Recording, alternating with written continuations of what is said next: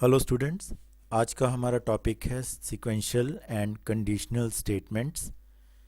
If statement, conditional जो statement है वो इफ़ स्टेटमेंट है। तो सबसे पहले सीक्वेंशियल स्टेटमेंट क्या होता है? सीक्वेंशियल स्टेटमेंट मींस कि जो भी स्टेटमेंट्स हैं वो लाइन बाय लाइन एग्जीक्यूट करें।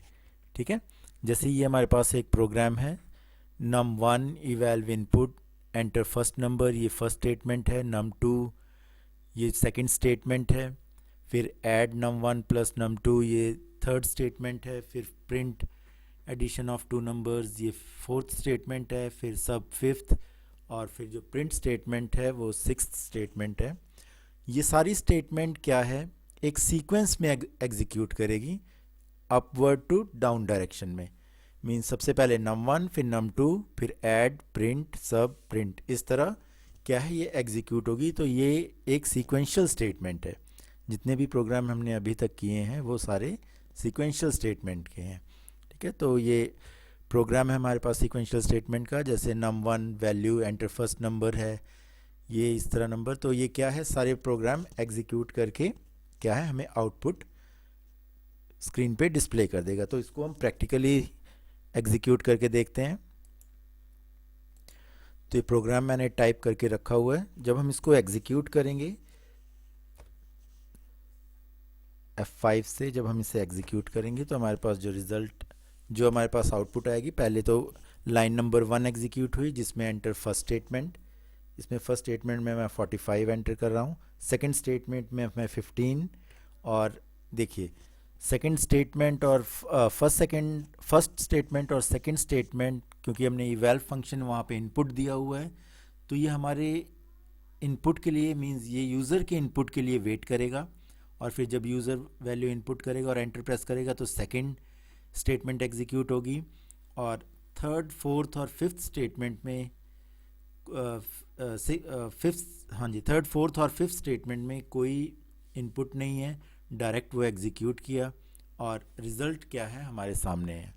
ठीक है, तो ये जो प्रोग्राम रन हुआ है वो एज ए सीक्वेंस, मतलब स्टेटमेंट बाय स्टेटमेंट ये रन हुआ है, इसको हम सीक्वेंशियल स्टेटमेंट बोलते हैं। नेक्स्ट जो टॉपिक है हमारा वो है कंडीशनल स्टेटमेंट। ठीक है, कंडीशनल स्टेटमेंट में क्या होता है कि जो भी स्टेटमेंट हम कंडीशन में लिखते हैं वो डिपेंड करती है उस कंडीशन पे। उस स्टेटमेंट का एग्जीक्यूशन जो है वो डिपेंड करता है कंडीशन पे, किसी पर्टिकुलर कंडीशन पे। जब तक वो कंडीशन ट्रू नहीं होगी तब तक वो स्टेटमेंट एग्जीक्यूट नहीं करेगी। मीन्स जब स्टेटमेंट जो कंडीशन है अगर वो उसका रिज़ल्ट ट्रू होगा तभी वो स्टेटमेंट जो कंडीशन के अंदर है वो एग्जीक्यूट करेगी, नहीं तो उसके नेक्स्ट जो स्टेटमेंट उसको फॉलो कर रही है वो स्टेटमेंट एग्जीक्यूट होगी। जैसे हमारा ये प्रोग्राम है, इसी को हम ले ले रहे हैं जो पुराना प्रोग्राम हमने अभी किया है सीक्वेंशियल में। तो num1 है, num2 एडिशन प्रिंट। ठीक है, प्रिंट के बाद जो हमने सब्ट्रैक्शन वाला पोर्शन, जो सब्ट्रैक्शन वाली स्टेटमेंट है उसको कंडीशन के अंदर रख दिया। ठीक है, तो if num1 greater than num2 means अगर num1 ग्रेटर होगा num2 से तभी सब्ट्रैक्शन एग्जीक्यूट होगा। मीन्स सब्ट्रैक्शन वाली स्टेटमेंट ये जिसमें s सब इक्वल num1 माइनस num2 है और print the subtraction of two numbers सब। ठीक है ना, तो ये दोनों जो स्टेटमेंट हैं सब वाली, तो ये तभी एग्जीक्यूट करेगी दोनों जब इफ़ कंडीशन हमारे पास ट्रू रिटर्न होके आएगी। ठीक है, अगर ये कंडीशन ट्रू होगी मीन्स num1 जो ग्रेटर होगा num2 से तभी जो सब्ट्रैक्शन पॉसिबल है। मीन्स सब्ट्रैक्शन के अंदर जो दो स्टेटमेंट्स हैं तभी ये एग्जीक्यूट करेंगी। अगर ये फॉल्स है इफ़ कंडीशन, तो हमारे पास जो सब्ट्रैक्शन फॉलो कर रहा है, मतलब जो इस स्टेटमेंट इस कंडीशन के बाद जो स्टेटमेंट फॉलो कर रही है वो स्टेटमेंट एग्जीक्यूट होगी। ठीक है, तो इसको हम प्रैक्टिकली करके देखते हैं। हमारे पास ये प्रोग्राम मैंने टाइप किया हुआ है। अब मुझे कंडीशन यहाँ पे सब्ट्रैक्शन पे लगानी है। ठीक है, तो मैं क्या करूँगा, यहाँ पे इफ़ कंडीशन दूंगा। इफ़ एक कीवर्ड है और कंडीशन में दूंगा num1 ग्रेटर देन num2। 2, ठीक है।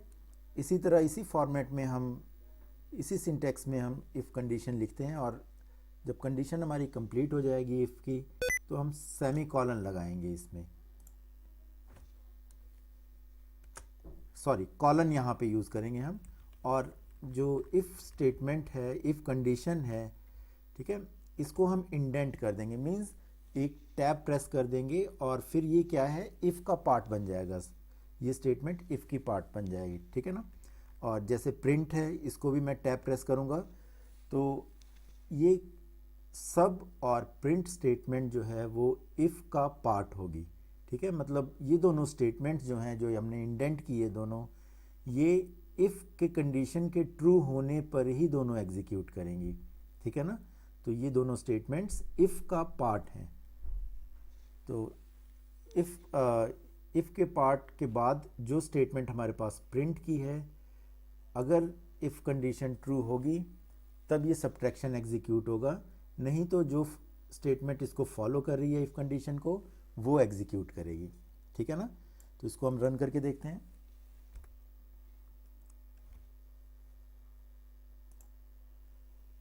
तो सबसे पहले मैंने यहाँ पे कंडीशन दी 45 एंटर 15। अब यहाँ देखिए कि एडिशन भी हुआ है और सब्ट्रैक्शन भी है, इफ़ पार्ट भी एग्जीक्यूट हुआ है। अब इसी प्रोग्राम को हम दोबारा रन करते हैं, क्योंकि इफ़ कंडीशन ट्रू थी, 45 जो था वो ग्रेटर था 15 से, मींस num1 जो था, num1 में जो हमने 45 वैल्यू दी थी वो ग्रेटर थी num2 से, इसी वजह से ये स्टेटमेंट एग्जीक्यूट हो गई, ठीक है ना। तो अब हम क्या है, लेस वैल्यू दे के देखते हैं, num1 की वैल्यू जो है स्मॉल होगी num2 से। एग्जीक्यूट हमने किया, यहाँ पे मैंने 15 इनपुट किया और सेकंड नंबर जो है वो 20 इनपुट कर दिया। अब देखिए the addition of two numbers 35। अब जो सब्ट्रैक्शन वाला पार्ट है, सब्ट्रैक्शन वाला पार्ट यहाँ पे एग्जीक्यूट नहीं हुआ, क्योंकि वो कंडीशन हमारे पास फॉल्स थी, कंडीशन जो थी वो फॉल्स है। यहाँ पे जो num1 है, सेकंड जो नंबर है वो ग्रेटर है फर्स्ट नंबर से, सेकंड नंबर ग्रेटर है फर्स्ट नंबर से, तो यहाँ पे जो कंडीशन होगी वो फॉल्स होगी। इस वजह से ये दोनों जो स्टेटमेंट है वो एग्जीक्यूट नहीं करेगा।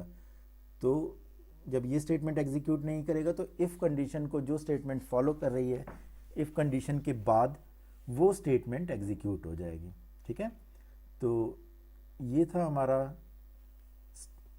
Sequential and conditional statement. तो बेटा इसकी प्रैक्टिस कर लीजिएगा, और कोई प्रॉब्लम आपको अगर हो तो उसकी क्वेरी कर लेना, ठीक है। इससे रिलेटेड मैं आपको कुछ प्रॉब्लम दूंगा, उसको आप सॉल्व करके आप शेयर करोगे मेरे साथ, ठीक है। Okay, thank you.